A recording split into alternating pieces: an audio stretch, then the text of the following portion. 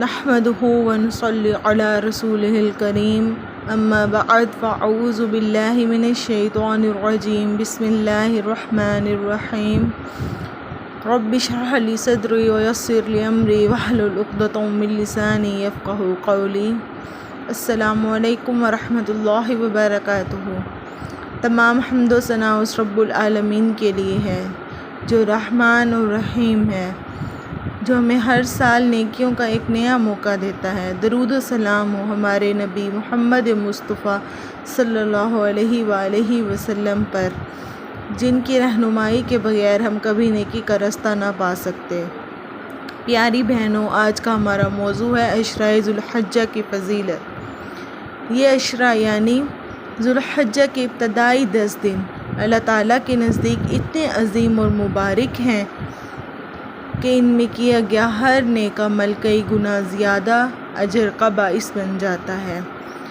صحیح بخاری کی ایک حدیث ہے جس میں رسول اللہ صلی اللہ علیہ وآلہ وسلم نے فرمایا، اللہ تعالیٰ کے نزدیک ان 10 دنوں میں کیے گئے نیک اعمال باقی دنوں کے اعمال سے زیادہ پسندیدہ اور افضل ہیں۔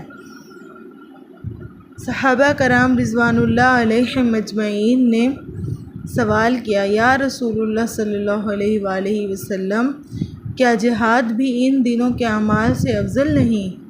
آپ صلی اللہ علیہ وآلہ وسلم نے فرمایا، نہیں، سوائے اس شخص کے جو اللہ کی راہ میں اپنا مال اور جان لے کر نکلا اور کچھ بھی واپس نہ لایا۔ یہ حدیث ہمیں یہ سکھاتی ہے کہ عشرہ ذو الحجہ میں کیا گیا نفل عمل بھی عام دنوں کے فرض کے برابر ہو سکتا ہے۔ سبحان اللہ، اللہ پاک ہمیں کتنا بڑا موقع دے رہے ہیں۔ ہم گھر بیٹھے روزے رکھیں، قرآن پاک کی تلاوت کریں، صدقہ دیں، ذکر کریں، اور یہ سب عمل گویا اللہ کے نزدیک جہاد سے بڑھ کر ہو سکتے ہیں۔ پیاری بہنوں، یہ دن صرف حاجیوں کے لیے نہیں، ہم سب کے لیے ہیں، چاہے ہم مکہ مکرمہ میں ہوں یا اپنے گھروں میں۔ یہ عشرہ ہم سب کے لیے نیکیوں کا خزانہ ہے۔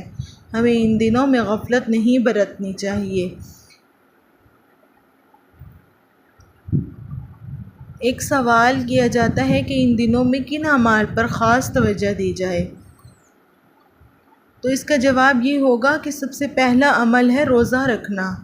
نبی کریم صلی اللہ علیہ وآلہ وسلم خود ان دنوں میں روزے رکھتے تھے، خاص طور پر یوم عرفہ یعنی 9 ذی الحجہ کا روزہ، جس کے بارے میں رسول اکرم صلی اللہ علیہ وآلہ وسلم نے ارشاد فرمایا، یہ 2 سال کے گناہوں کا کفارہ ہے، ایک پچھلے سال کے اور ایک اگلے سال کے۔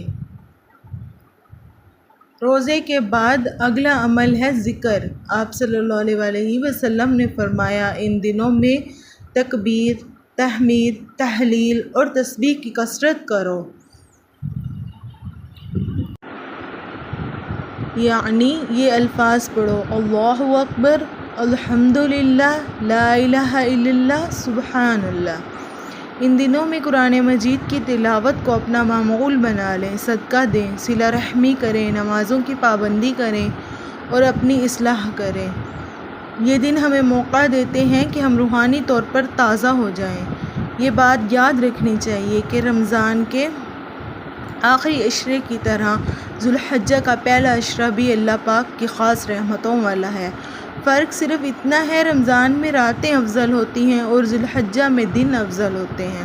تو آئیے ہم سب عزم کریں کہ ان 10 دنوں کو ضائع نہیں جانے دیں گے، اپنے گھر کے ماحول کو بھی ان نیکیوں سے بھر دیں، بچوں کو بھی یہ اعمال سکھائیں اور خاندان کے ساتھ مل کر اللہ پاک کو کثرت سے یاد کیا کریں۔ تو آج کے سبق کا اختتام ہم یہیں کرتے ہیں۔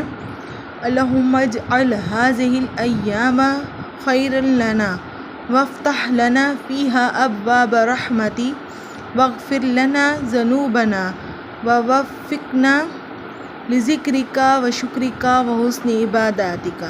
اے اللہ، ان دنوں کو ہمارے لیے بابرکت بنا دے، ہم پر اپنی رحمت کے دروازے کھول دے، ہمارے گناہوں کو بخش دے اور ہمیں اپنی بہترین عبادت کی توفیق عطا فرما۔ آمین یا رب العالمین۔